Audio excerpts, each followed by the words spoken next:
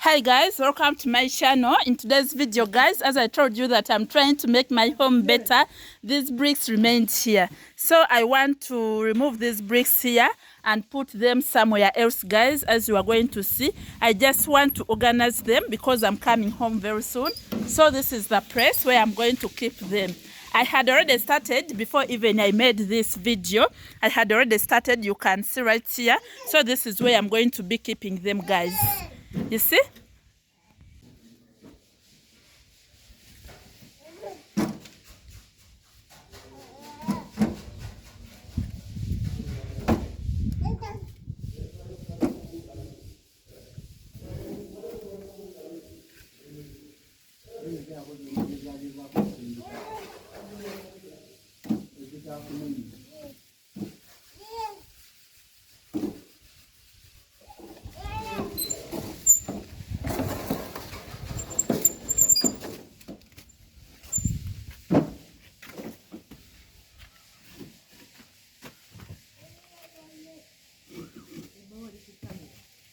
Yeah?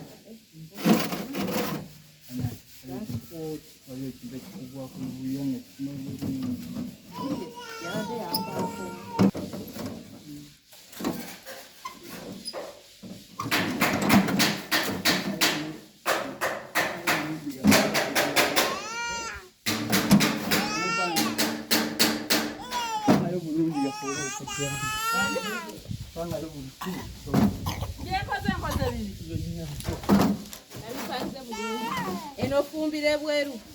Fumbira. Anti munda temuli wetufumbira kitoke. Mwamalawo wonna. Temwakola dining na sitting. Tewali. Bannange ndowooza ntwala ononze. Banne weesimye nga takaaba. Kubanga omwana bw'aba akaaba. Obulwako nekyokola. Oyo yazaalibwa ku gwannaku. Lwakukola. Ate namunono mulimu emmese.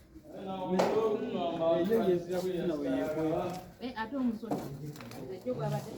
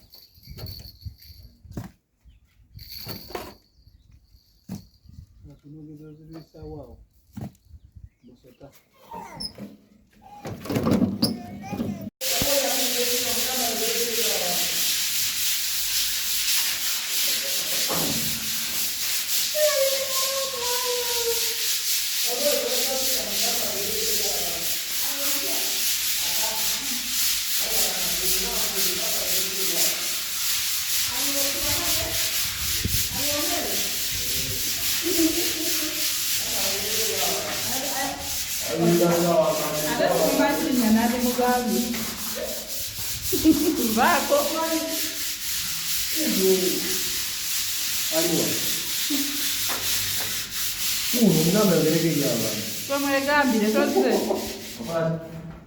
Yogerako eri abantu. Gwe mugezi yogerako eri abantu.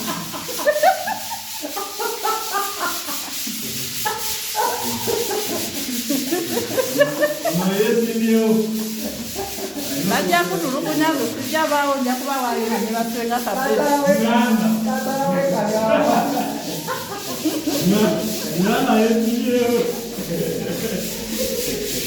Mama najja kumubira. So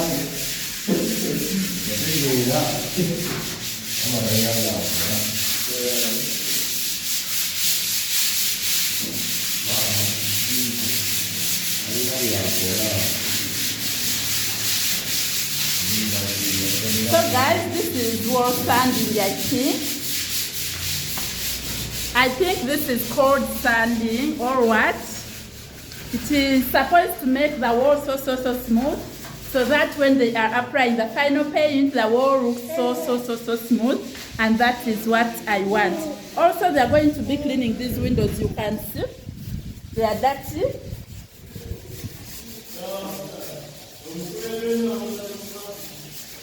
So this is done to prepare the wall and the windows, all the metals for final painting, guys.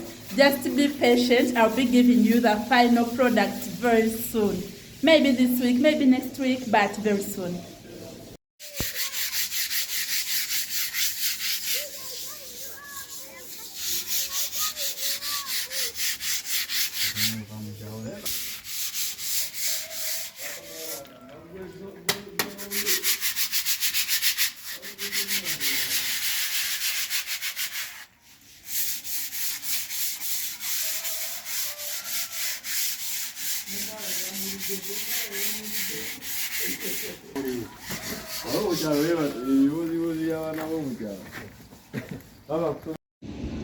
Now guys, these are our balcony rails made in black and some gold.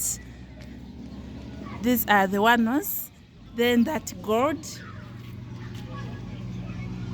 and the flower right there, you can see.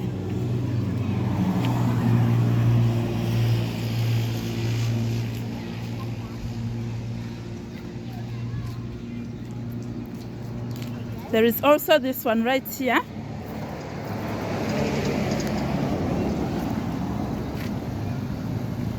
And also this side. They are still at the workshop, guys, not yet in my house, but I am going to transport them to the house and then put them at the balcony. I will let you know. I will show you each detail, guys.